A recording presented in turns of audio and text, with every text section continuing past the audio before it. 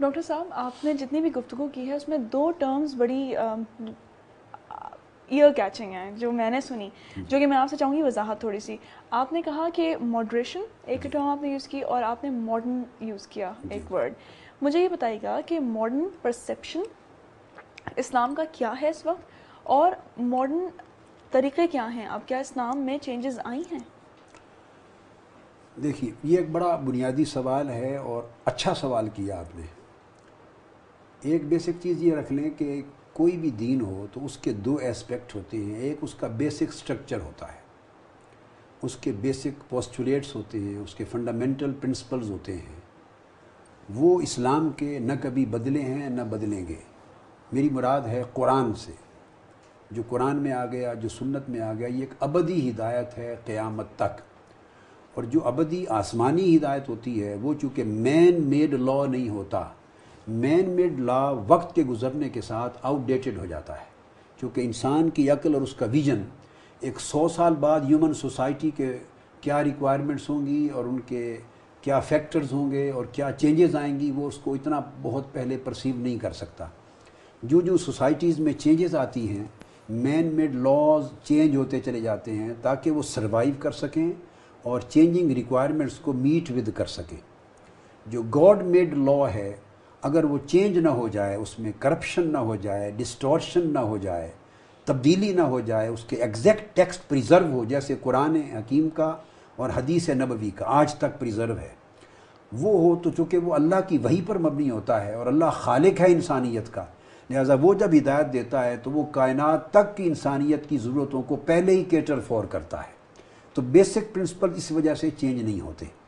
اب دوسرا اینگل رہ جاتا ہے اس کا ایڈمنسٹریٹو، اس کا ایگزیکیوٹو، اس کا انٹرپریٹیٹو.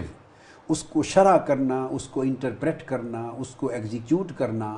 دنیا کے مختلف ممالک میں، مختلف ملکوں میں، مختلف سوسائٹیز میں، مختلف زمانوں میں، وہاں چونکہ حالات بدلتے ہیں، بدلتے رہتے ہیں، اور ہیومن لائف بھی مسلسل ایک ایوولوشن میں ہے. سوشل فیکٹرز بدل رہے ہیں، پولیٹیکل فیکٹرز بدل رہے ہیں، اکنامک فیکٹرز بدل رہے ہیں، سوشولوجیکل اینڈ ایکولوجیکل فیکٹرز بدل رہے ہیں، سائیکولوجیکل فیکٹرز بدلتے رہتے ہیں، اور اکنامک فیکٹرز بدلتے ہیں، کلچرل فیکٹرز بدلتے ہیں.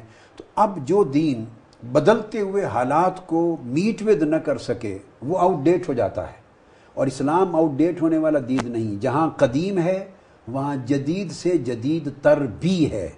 جہاں آج انسانیت پہنچی ہے، اسلام کی تمام تر تعلیمات ان تمام جدید سے جدید ضرورتوں کو کفالت کرتی ہیں. تو چنانچہ اسلامک لاء میں دو پرنسپل ایسے رکھے گئے ہیں قرآن اور سنت کے بعد سورسز آف اسلامک لاء میں. تیسرا سورس ہے اجتہاد کا. اس اجتہاد کی ایک کولیکٹیو صورت ہے اور ایک انڈیویجول صورت ہے. اگر اجتہاد پر کولیکٹیو کنسنسس ہو جائے اس دور کے اسکالرز کا اور جورسٹ کا جو کمپیٹنٹ ہیں تو پھر وہ اجماع کہلاتا ہے. اور اگر انڈیویجول کمپیٹنٹ مجتہد کا اگر وہ رائے ہو تو اجتہاد اور قیاس انالوجی کہلاتی ہے. اور اس انالوجی کی پھر آگے قیاس اجتہاد کی قسمیں ہوتی ہیں. کچھ گڈ بیسڈ ہوتی ہیں، استصلاح کہتے ہیں، کچھ کسٹم بیس ہوتی ہیں، کچھ ضرورت کے اوپر نیسیسٹی بیسڈ ہوتی ہیں. تو اس لیے اس کو استحسان، مصالح مرسلہ، استصلاح اور اس طرح کے استصواب کی ٹرمز دی جاتی ہیں. یہ جو پورا ایریا ہے اجماع سے شروع کر کے اجتہاد، قیاس، استحسان، مصالح مرسلہ، استصحاب کنکارڈنس، اور استدلال ایویڈنس اور اس کی ڈیڈکشن، پھر اس کے ساتھ عرف اور عادہ کسٹمز، یہ سارے کے سارے 10 ایریاز ایسے ہیں اسلامک لاء کے اندر جو شریعت نے رکھے ہیں. یہ تبدیل ہونے والے حالات کے مطابق انٹرپریٹیشن کو بدلتے چلے جاتے ہیں. اس میں ارتقاء کی گنجائش ہے، بدلے ہوئے حالات میں نئی انٹرپریٹیشن کی گنجائش ہے. مگر ہر تبدیلی اور ہر تفسیر اور ہر شرح اور ہر نفاذ کا جو نیا موڈیول بنے گا، ہر موڈیول کے پیچھے بنیادی ہدایت قرآن اور حدیث کی نص موجود ہوگی. اس کو قرآن اور حدیث سپورٹ کرے گا.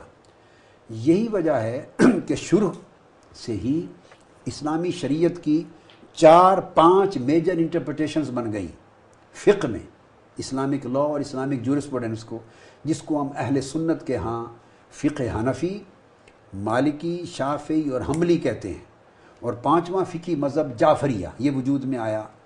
اب یہ سارے جو مذاہب فقہی وجود میں آئے، فقہی، ان سب کی شریعت ایک ہے، ایک ہی اسلام ہے، ایک ہی قرآن ہے، سنت ہے، سورس ایک ہے، مگر یہ 4 مذاہب اس لیے وجود آئے کہ وہ جو میں نے آپ کو اجتہاد کے اصول اور روایات کی مختلف ورائٹی بتائی تاکہ امت کے ہر آنے والے نئے دور کی ضروریات کو کفالت کی جا سکے۔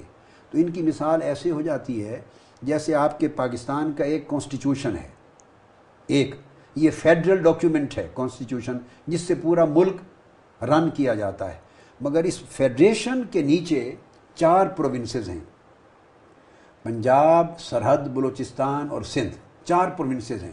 اب آپ دیکھتے ہیں کہ چاروں پروونسز کے لیے آگے پروونشل رولز الگ ہیں، پروونشل اسمبلیز ہیں، پروونشل انیکٹمنٹس ہوتی ہیں، پروونشل لیجسلیشنز ہوتی ہیں، اور ان کے لاز اور رولز ریگولیشنز بنتے ہیں، مگر کانسٹیٹیوشن سب کے اوپر ایک ہوتا ہے۔ ان میں کسی پروونس کا رولز اور انیکٹمنٹ کانسٹیٹیوشن کے ساتھ کانفلکٹنگ نہیں ہوتے، تضاد نہیں ہوتا، تو وہ اسی کانسٹیٹیوشن کو بلوچستان کے حالات اور ضروریات کے مطابق انٹرپریٹ کر کے انفورس کر دیتے ہیں، اسی کانسٹیٹیوشن کے آرٹیکل کو پنجاب کی ریکوائرمنٹس کے مطابق انٹرپریٹ کر کے اسمبلی انفورس کر دیتی ہے، اسی کانسٹیٹیوشن کے ایک آرٹیکل کو سرحد میں اور بلوچستان میں اور سندھ میں اسی کو کر دیا جائے انٹرپریٹ کر کے انفورسمنٹ۔ تو انٹرپریٹیشن میں گنجائش ہے اور انفورسمنٹ میں گنجائش ہے، ری انٹرپریٹیشن کی گنجائش ہے۔ اس وجہ سے اجتہاد ایک ایسا ڈیوائس ہے شریعت کے اندر جس کی وجہ سے اس کے اندر ری کنسٹرکٹیو سپرٹ برقرار رہتی ہے، ری کنسٹرکشن ہوتی رہتی ہے، اور یہی بنیادی نقطہ ہے جو اسلام کو کسی دور میں بھی پرانا دین نہیں بننے دیتا، وہ ہر جدید سے جدید دور سے آگے کھڑا ہوا نظر آتا ہے۔